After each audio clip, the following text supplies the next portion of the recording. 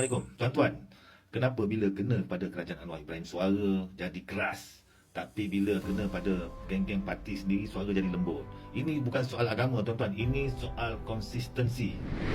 Saya hormat Ustaz Zaidul sebagai seorang penceramah bebas yang berkaliber, tetapi masa kerajaan PM memerintah, harga ayam naik, minyak masak hilang, telur naik dan sebagainya, tak ada pun Ustaz buat video hentam kerajaan pada masa tu.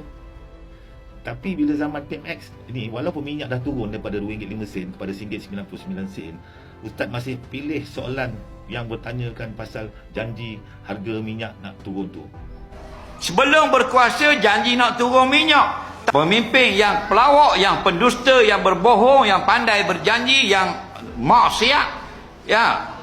Walaupun dia beri kita dunia, jangan ikut. Kat mana konsistensi Ustaz sebagai orang agama yang sepatutnya neutral? Sebagai seorang agamawan, kalau nak perjuangkan isu rakyat, Ustaz Zaidul, kenalah guna neraca yang sama, neraca adil. Itu agama aja. Jangan bila kena parti yang kita sokong, kita jawab cara lain. Kena parti yang lawan kepada parti yang kita sokong, jawapan dia lain.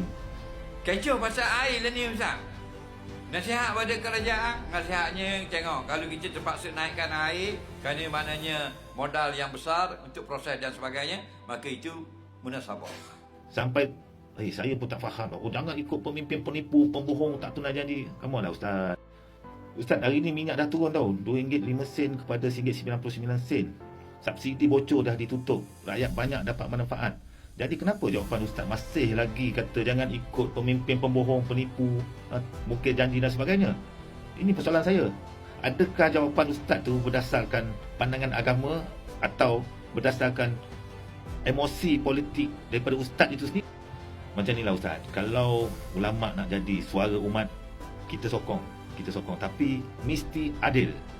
Sebabnya apabila agama digunakan ikut warna parti politik, rakyat bukan makin faham, malahan rakyat makin keliru. Yang untung siapa? Bukan orang agama, bukan rakyat yang untung, tetapi yang untung orang-orang politik Ustaz. Last kali lah Ustaz, saya nak pesan sikit lah, konsisten menjawab tanpa berdasarkan parti politik. Itu ulama. Tapi memberi jawapan mengikut pilih kasih, mengikut parti politik, itu ahli politik. So Ustaz bezakan. Assalamualaikum.